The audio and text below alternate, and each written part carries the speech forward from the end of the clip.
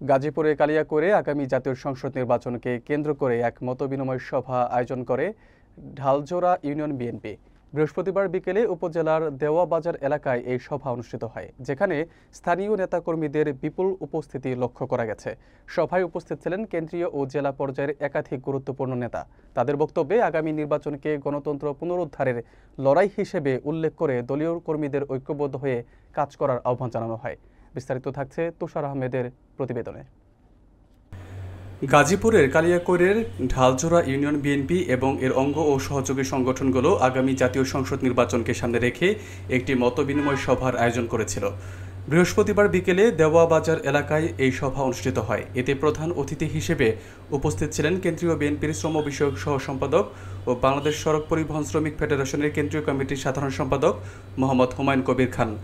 বজলুর রশিদ ফরহাদের সভাপতিত্বে এবং ইলিয়াস শাহীর সঞ্চালনায় অনুষ্ঠানে স্থানীয় বিএনপির বিভিন্ন স্তরের নেতাকর্মীরা উপস্থিত ছিলেন। এর মধ্যে উল্লেখযোগ্য ছিলেন উপজেলা বিএনপির সাবেক আহ্বায়ক বীর মুক্তিযোদ্ধা আখতারুজ্জামান, জেলা বিএনপির সাবেক সহসভাপতি মোহাম্মদ হযরত আলী মিলন, উপজেলা যুবদলের আহ্বায়ক মোহাম্মদ তপন খান ও পৌর যুবদলের আহ্বায়ক মোহাম্মদ জয়নাল আবেদিন সহ আরও অনেকে। বক্তারা তাদের বক্তব্যে আসন্ন জাতীয় সংসদ নির্বাচনকে জনগণের ভোটাধিকার ও গণতন্ত্র পুনরুদ্ধারের লড়াই হিসেবে চিহ্নিত করেন। তারা তৃণমূল পর্যায়ের প্রতিটি নেতাকর্মীকে ঐক্যবদ্ধ হয়ে কাজ করার পাশাপাশি দলকে আরও সুসংগঠিত ও শক্তিশালী করার উপর জোর দেন। বিপুল সংখ্যক কর্মী সমর্থক সভায় উপস্থিত থেকে তাদের বক্তাদের প্রতি সমর্থন জানায়।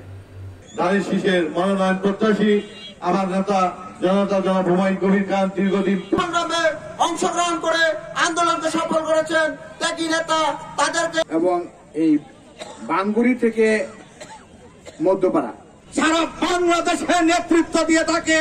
শুধুমাত্র কালিয়াকৈরে নয়, রহমান সাহেব উনি দায়িত্ব দিয়েছেন।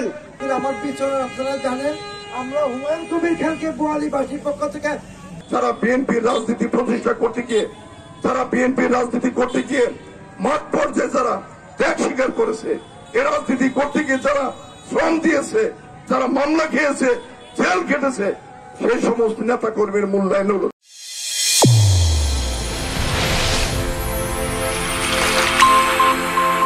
চ্যানেল A1 হৃদয়ের স্পন্দন।